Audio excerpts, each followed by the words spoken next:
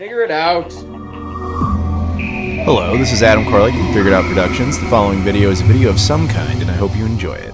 Hey guys, it's Adam here, and if you're watching this the day it came out, it is November 22nd, 2023, which means the Xbox One is 10 years old. Take a minute to digest that. And while you do, if you could like this video, comment down below, subscribe if you've never done that before, as well as check out all my social media stuff in the description. I've got Twitter, Instagram, Facebook, Discord, Patreon, Spreadshirt, as well as my travel channel. I appreciate the support on all those platforms. They're in there, especially Patreon. Thank you so much. Now, let's go ahead and talk. Yes, believe it or not, the Xbox One is actually a decade old, which can be a lot to take in, especially for younger people who can't accept that time starts to go faster and faster and faster as you go. For me, it's like, oh man, I remember it launching. Oh, it's been 10 years. It gets worse, guys. It only gets worse as you get older. But I thought it would be kind of fun to, now that it's been 10 years, to kind of revisit a little bit of its history, talk a little bit about some of the games, and just kind of a general, chat. People are asking, like, is this the recap series? Is it here? No. That's still going to be a thing, but basically, if I'm honest, we're waiting for the Nintendo Switch to end. And if you're like, but the Nintendo Switch is a 9th gen console, I know, because my cousin at Nintendo said so. No. The Nintendo Switch is not a 9th gen video game console. It is an 8th gen video game console. I did an entire video on this. It does not satisfy the definition of a 9th gen console by any stretch of the imagination, other than people just really want it to be because it's my most favoritist, but that's not a good argument. Anyway, that's not the point of this video. Point is, you won't get that recap series until that is over. So this is just kind of a, let's just chat about it. Now, last year I did this for the Wii U, because it turned 10, and I actually have a full set of the Wii U, every physical edition ever released, and I thought it would be fun to talk a little history and then go through every single game. I couldn't possibly do that with the PlayStation 4 or the Xbox One because I don't have full sets or anywhere near close to it. So when the PS4, which I gave it a video last week, I thought it'd be kind of fun to just talk about the system's history, some stories with it, some games, and that's it. That's all we're doing today. Just a little bit of a conversation about the fact that the system is actually 10 years old. So to start that off, I thought we'd give a little history that led us up to this point. Now, the Xbox One and the Xbox brand in general, going into the system, you have to remember kind of what their ecosystem was like. Microsoft was in an unbelievable position that they have never been in and probably never will be in again before. So they were never in it before, and they'll probably never be in it again, is what I was trying to say. The Xbox 360, despite its failures with the Red Rings of Death and all that, was actually a successful system. They had proven themselves as a company willing to make video game consoles that the market embraced, and they were in there. I mean, even Japan had embraced the Xbox 360 until like halfway through its life cycle, where Microsoft US decided to screw over Microsoft Japan and force them to change the games that were doing well. That's a whole side story, but the long and the short of it is the Japanese embraced the Xbox 360 because the Microsoft had this idea of just letting the Japanese make games for themselves and just let them use our system, go nuts. And they were making a bunch of anime games and shoot 'em up games and all this other stuff. And then Microsoft US got a hold of it a few years in and was like, this is what they're making over there? No. The Japanese don't want Japanese-made games. They want Call of Duty. So they killed all that off and forced them to do things differently, and that killed the Xbox brand permanently over there. They were complete idiots, and most of that happened around the time Don Matrick came in. Genius that he was the one who had the reins at the time of the Xbox One's creation, which is very important to understand. I believe he brought about that whole like Doritos and Mountain Dew era, like all that stuff kind of came in at the same time. Don Matrick was responsible for the Xbox One. And I don't know if you've ever heard me say this in videos before, but when it comes to the guys who run video game companies, we only ever tend to know their names if they're either like highly active persona people like a Phil Spencer who runs Xbox now, who's constantly on Twitter and is getting his face out there like, hey, I'm the dude to run Xbox. Or you finally learn their name because they're someone like Don Matrick where they're just unbelievably bad at that job. That's the only two ways we ever seem to know their names. Now, in the case of Don Matrick, he was responsible for the Xbox One. Now, he was in a position where, Sony was having massive financial problems. And he could have theoretically knocked them out of the park, knocked them out of the game entirely, if he had taken the right steps. Nintendo, on the other hand, it had been a year, the Wii U had been out, it was a flop. Everybody knew it, and Nintendo was stuck with it. They were in this position where they could have absolutely dominated their competition for just a few good choices. That's all they had to do. And they didn't make any of them. They made nothing but some of the worst choices in video game history.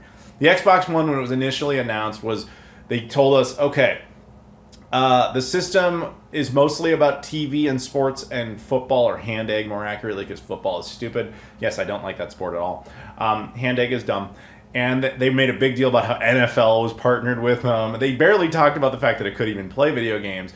Then, of course, we learned about all their online-only DRM policies. They're like, your discs are effectively rentals. They will not work on other systems. You can't share games. You can't rent games. You can't buy used games. The system is required to always be online all the time.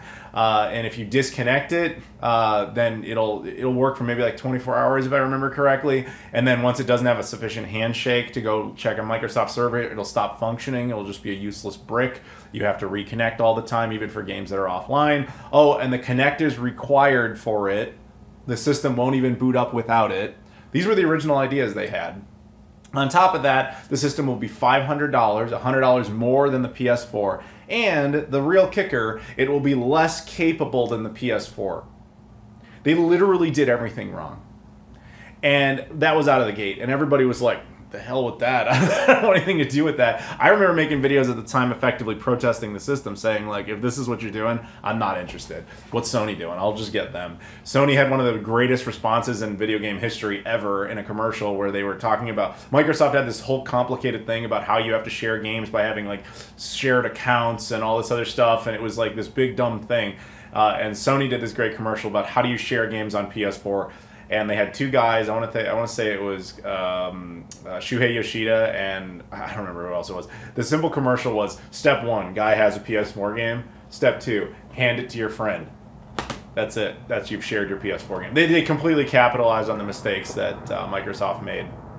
And so Microsoft, to their credit, did reverse all this eventually. Like they reversed it before the system even launched. They basically apologized and said, okay, like, the DRM stuff will go away. The online stuff will go away. You can rent and clone your, well, not clone your disc, but you can borrow discs, all that sort of stuff. But they still launched it with the Kinect in there. The Kinect was not required anymore, but it still was there.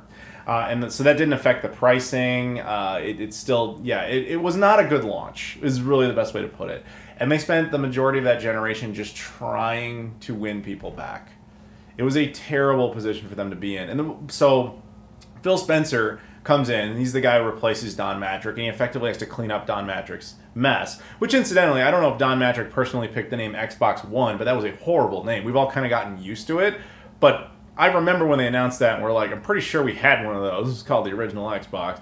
But yeah, they did everything they could. Phil did everything he could to kind of clean up Don Mattrick's mess. Now, they kind of just eked it out for a couple of years with this system. The original, what is now known as the VCR model, which was not a great system. It had a 500 gigabyte hard drive in it, which was considered low even for the time. And, you know, a lot of the features on the back were seen as kind of just unnecessary. The whole TV in and out thing, the Kinect port, the system was seen as very big and bulky, and it was just kind of like generally not well received. People liked the controller, but that was kind of about it. It had a proprietary power supply. It was just like, from a hardware perspective, they did almost everything wrong. And so, like I said, Phil did what he could to kind of change those policies. But a few years into it, they decided, I think it was 2016, so like 3 years in, he basically said, let's do a hardware refresh. And that's how we got the Xbox One S, which kind of is pretty much exactly what the system should have been at its launch, assuming you wanted to keep kind of that anemic level of hardware, which is a whole different thing. In the case of anemic hardware, all three of these systems, well, four if you include the Switch, are anemic in that generation, because each one for different reasons. Nintendo, with the Wii U, they were off in a corner doing their own Wii U thing. And the same goes for the Switch, actually. They're continuing to do their own Nintendo thing in a corner. Sony had no choice because they were in completely different financial dire straits at the time of that situation, so that while they made the most capable system, at least initially, they also had to be kind of conservative about it because they couldn't really afford to have the system fail.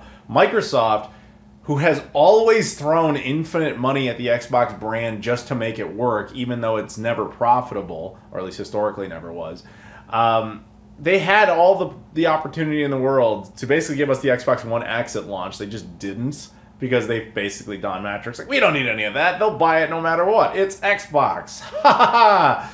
Genius that guy was. Anyway, so a couple of years in, they do the refresh here, and this is how you get the Xbox One S. So if you're going to keep that anemic version of hardware, this is the version that you basically should have had at launch. This had a much more standard power supply. Obviously, it was smaller. It had a 4K Blu-ray drive. It was, you know, just overall just better. I mean, the Xbox One VCR model is the only system in history I remember reading articles about where they said its power consumption was high enough to noticeably affect your power bill.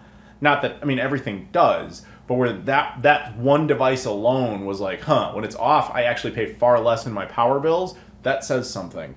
So this one was more efficient in that regard. But yeah, it's overall just a better system. It also dropped the Kinect entirely. There's no Kinect port on this. It does technically work if you have the USB adapter, but frankly, you don't really need that. Some of the ideas, we have to say, in the Xbox One initially were not all terrible. Okay, so I will say this. I always thought the Kinect was stupid. I always hated it. I've got videos going back. I even did a video celebrating its death. But I will say, on paper, the idea is not terrible, assuming you can get the technology to work. Now, I never thought of it having much value for games, but it wasn't impossible. Like, it could have been possible to have games like, I know Rise, Son of Rome attempted to do this, where, you know, you could just have, you as the individual could yell commands at the game like, fire volley! You know, and you're commanding an army of guys that have to listen to you and do what you say. On paper, great idea. The problem is technologically it never worked. It was like so many issues where they just couldn't really understand your voice accurately. I mean, we could probably actually do that now, I would think. Smartphones and all that have gotten far better at recognizing everybody's voices. I think, in a sense, I give them a point for trying something different like that. The technology just wasn't there, and it's now so vehemently hated as a concept. I don't know if you can ever really revisit that in a way that anybody would be interested in, but who knows? Maybe they will at some point, but I will say that while I don't think we were too harsh on the Kinect's ideas were not altogether bad. They were just executed as horribly as possible. But yes, eventually, like I said, they moved on to the slim model, which is the far superior of the more anemic models. But again, that generation was once defined by basically the fact that the technology was just anemic compared to PCs. Now, if you don't know this, if you didn't watch my PS4 video or you just don't know this from history, usually when consoles come out, they were on par, if not even better, than whatever PCs were offering at the time. Now, PCs, of course, have changed. They've become vastly more capable machines, like to the point of absurdity. And consoles now are limited by the fact that once they're out, they're out. You can't usually change much about them. But at least in the beginning, they were always kind of on par, was basic logic. Now, as I said, for different separate reasons, all the console manufacturers in that generation basically just said, we're not going to try to compete with PCs directly, which caused an immediate problem where games were just not performing as well as they needed them to. Like, right out of the gate, most games on Xbox One were lucky if they hit 720p, much less 1080p. It was kind of insane. I remember a lot of comparisons between the Xbox One and PS4. You know, the Xbox One version could run at 720p, and like the PS4 version could run at like 900p, and everybody would be like, this is next gen. Like, you know, 1080p games started off on the 360. Like, why is this even a thing? It was kind of a bit wars argument, but whatever. All the same, that led to an interesting industry change that happened, and it's unclear at this point if that's going to be a standard or if that was a one-off, because in the current generation we're in with the PS5, the Xbox Series X, and, well, it's really just those two, because Switch doesn't count, it's not part of that. We no longer really see as many people complaining about their capabilities. Like, yes, they're not as cutting edge as modern PCs, obviously, but it's not nearly the debate that it was when these systems were relevant. And so I don't know necessarily if we're going to get a PS5 Pro and an updated Xbox Series X that's more beefier, like slim models, sure, but I don't know if we're going to get a Pro. It might happen, I don't know. But we definitely got that this time. So what ends up happening is all three companies approached it differently. Sony basically said, okay, we're going to do this thing called the PS4 Pro, which was an upgraded version of the PlayStation 4 that had additional capabilities, was, you know, more stable in the sense that it could put up a higher frame rate and higher resolutions. If developers wanted to take advantage of it, they could patch old games to make them more advanced, that kind of thing. That happened in 2016. Nintendo, a few months later, launched the Switch in early 2017, March of 2017, and that allowed them to basically upgrade their hardware, even though they were effectively abandoning the Wii U in the process. The Switch, at times, can also almost be thought of as the pro version of the Wii U that's just not compatible with Wii U games, despite basically absorbing most of its library, but whatever. But Microsoft, in November 2017, launched the Xbox One X. Now, this is really, if I'm honest, what the system should have been at launch. Just like the PS4 Pro should have been what the PS4 was at launch. This was about the same size as the Xbox One S, and they claim 40% more powerful, capable of far higher resolution capabilities, far higher frame rates, basically corrected from a hardware perspective everything wrong with the base VCR 1 model of the system. And yeah, it's just the far superior machine if you wanted to play Xbox One specifically. To the point where they barely even call it Xbox One. It was always just called Xbox. But to be fair, the VCR model says the same thing. But yeah, this was the ultimate version of the Xbox One until you got the Xbox Series X, which just felt like a physical firmware update for this machine. But this machine is cool too, because if you put an SSD in it, which, mind you, is not easy, you have to do... I didn't do it. My buddy Mr. Mario did it for me. If you put an SSD in this thing, the system really wakes up. Like, clearly they built the hardware around the idea that an SSD would be in there, and then they just didn't put one in there. So if you actually put one in there, these things are just unbelievable. But also kind of pointless now compared to the Xbox Series X. So from a hardware perspective, that's pretty much how the Xbox One went. Sales-wise, it was fine. It really just did well in North America, to be honest, in the US and Canada. It has its presence in Europe and Australia, and to a lesser extent, Japan. But Microsoft doesn't try to compete in as many markets as Sony does. So yeah, ultimately the system was fine. I don't have access to all the numbers, but we do know that, of course, it's what gave us Game Pass, and it is still very much a supported platform today. There are still releases that come out for it, and it's not exactly done, but it is no longer the relevant part of Microsoft's Xbox division. They no longer produce this hardware at all, so what's in front of me is all that will ever exist. You know what I mean? Like, they're not making new systems for it. So I always thought it was a lot of fun once they made those changes, and I appreciated those prosumer moves they would eventually do, because that's how they gave us the backwards compatibility program and all sorts of stuff. They never quite got on Sony's level, though, when it came to indie devs. Like, they had the ID at Xbox brand, which was really cool, run by Chris Charla, who's a super nice guy. I've met him multiple times, and he was all about wanting to get indies on Xbox. And they allowed it, but only in digital form. It was actually very rare that any of them would get physical editions. I think he was one of the guys behind making sure Cuphead got made. Cuphead was one of the most infamous titles from that generation around the Xbox brand. And I remember him telling me in my face, he's like, Microsoft won't let us give it a physical edition. And that was years ago. That was like when it was first announced and stuff. That's like goes all the way back to like 2015 and so on and so forth. And only recently did it finally get a physical edition. And partially it was because they were waiting for the DLC, as it turns out, because they wanted it to be all on disc. But the fact that Microsoft was never too on board with physical indies and limited run and all that stuff does say something about them. However, to their credit, in recent years, like the last year or so, they finally started allowing that. So there are now Xbox One, effectively, discs that come out in that format. But man, they didn't do that while it was relevant. In fact, when they do that, they mostly just claim it's for the Series X, even though they're really Xbox One versions of the games.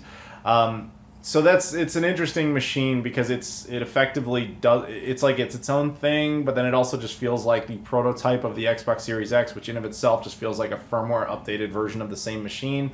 Xbox, I mean, if you were to talk to Phil Spencer, he might make the case that the machine that they launched then is still the machine they're using now. They've just updated the hardware in that process and updated the software, but they're kind of considering it all the same infrastructure. I mean, he might make that case. I personally wouldn't. I like to draw the lines where I can, but whatever. Anyway, so with all that said, what is its future? I mean, it's different. We've never seen a system like that where the company making it still kind of acts like it's the relevant one, even though it's really not. So it's still getting new games, although more and more of them are having troubles running on this version of the system. They should still work quite fine on the X, but they're going to just tell you get a Series X if that's the case. It'll be supported for quite some time. I have no doubt that the Xbox, backwards compatibility program, the updates program, playing online, Game Pass, all that stuff's going to work on these machines for quite some time. I don't see that going anywhere for a while. I do think eventually we're going to get an announcement that the VCR model is no longer supported and that new titles will no longer work on it. And then, maybe we'll go gradually with that once less and less people care. But that's kind of the problem with supporting a lot of legacy hardware, is eventually the legacy hardware is causing problems for the modern hardware. But yeah, that's a different debate altogether. So enough of that. Let's talk about some of the games here. Now, obviously, there's a ton of games released for the system, and I'm sorry if your game is not in here. These aren't even necessarily my top 5 favorite games on the system. It's just 5 that I picked as kind of highlights to just chat about. So if you're like, where's Gears of War and where's Halo? It's just, these are just 5 games I picked. I'm not even saying they're the 5 best. They're not even necessarily my 5 favorite. I don't know how to make this any clearer. I'm sorry if X, Y, and Z game that you love is not here. It's not reflective of the game. It's not reflective of you. I'm just talking about these 5 random games. Okay, so Dead Rising 3.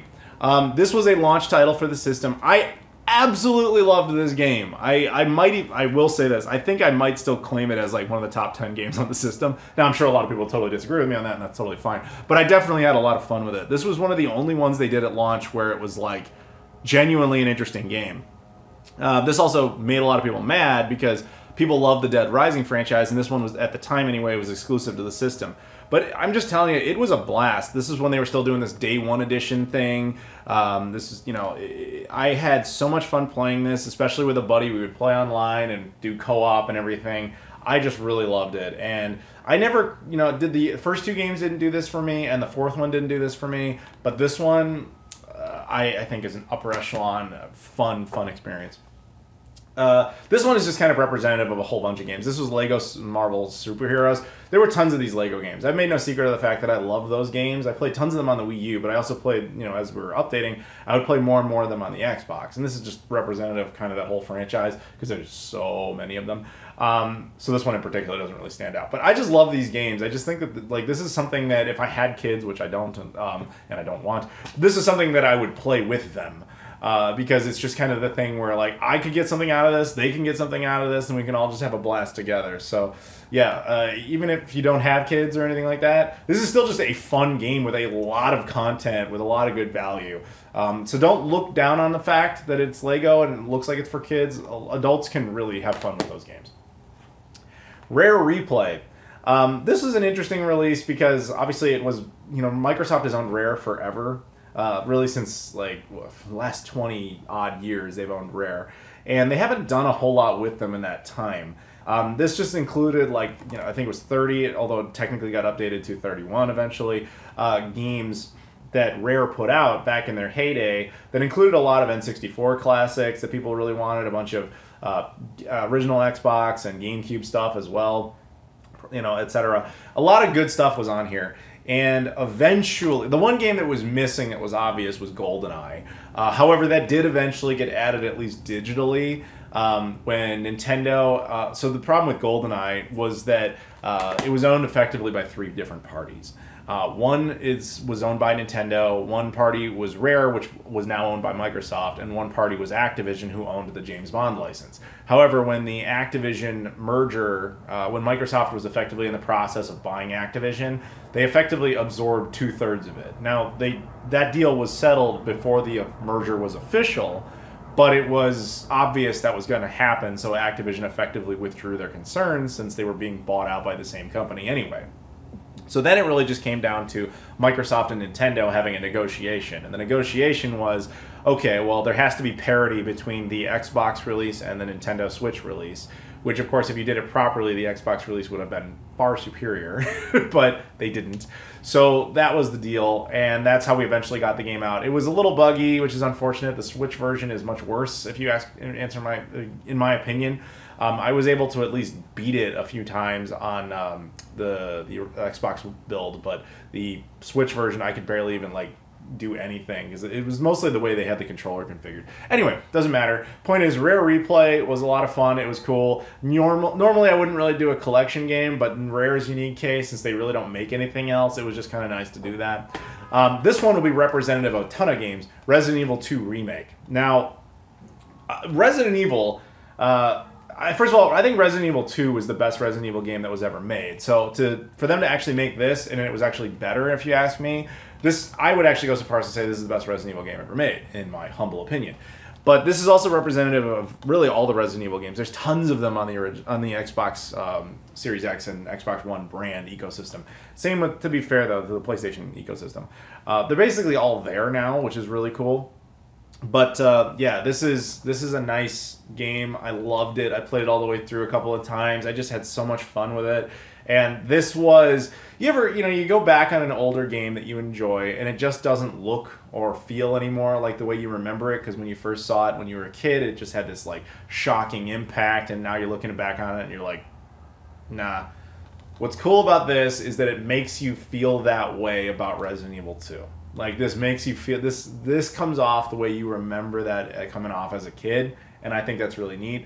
But yeah, again, just representative of the fact that all these great Resident Evil games are brought over there. Far Cry 5. So I absolutely love this game, although I'll be honest, I was kind of introduced to the series more with Far Cry 4, which this is just representative of the Far Cry games, which debatably there's, a few. I mean, you can kind of include Far Cry 6, but it's really more of a Series X game. There's New Dawn, there's Primal, etc. But Far Cry 5 is just going to stand here for our purposes. Far Cry 4, I got into right away. That was like a very early title in the system. I loved it. I played it a lot. I had never played the other ones. People tell me you got to go back and play 3, which I liked after the fact, but really 4 is where my heart was.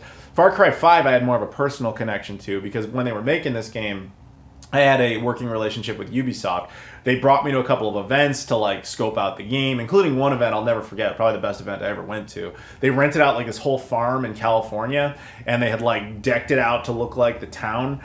And they even had the actor who plays the father. I got to do photos with him of posing, and he's just blessing me into, as a chosen member of the cult and all sorts of stuff. It was fun. But setting aside like those kind of more personal connections, I just think the game itself was a blast. I had so much fun playing all of these. I just think the Far Cry games are great.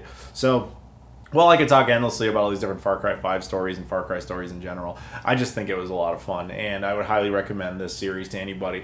Now, I know people sometimes say, oh, the gameplay's kind of repetitive. It's a lot of like climbing towers and all that stuff. I get it. But hey, what can I say? I had a lot of fun. So 10 years later, what else do we kind of think about this system? Now, as I mentioned, it's a little hard to digest as a standalone system because it does have a direct successor that is really just a physical firmware update. But at the same time, the system in of itself, it started off in the worst way possible. The Xbox One DRM debacle should have killed it. And were it really pretty much any other brand, it really would have. But Microsoft pumped so much money into it, and they got the right guy in Phil Spencer to do as many correction moves as possible, that they did eke out a pretty solid system. An imperfect one, but a solid one. And I celebrate it 10 years on, and I never thought I'd be saying that 10 years ago when we first heard about all the issues, that we would go on to say this was a fun system. So, hey, good for them. Now, what's its future? They're going to continue to work on it, of course, like we said before, because they're still supporting the Series X. You'll still get new titles that are compatible with it. You'll still get updates, but gradually it will, of course, wean down. So that's my take there. But it's nice to go back and look at the system specifically. So anyway, that'll do it for this particular video. Happy birthday to the Xbox One. Hopefully if you guys have one, you go out there and maybe play it today. And if you guys could also do me a favor, if you like this at all, please literally like the video, subscribe, comment down below if you've never done that, as well as check out all the social media. Well, you maybe have commented, but you haven't subscribed. Anyway, you get what I'm saying. Just do those 3 things. Like, comment, subscribe. And then go in the social media stuff in the description. Support me on Twitter, Instagram, Facebook, Discord, Patreon, especially that one, Spreadshirt, the travel channel. I appreciate the support. Thank you so much for watching, and I'll see you all later.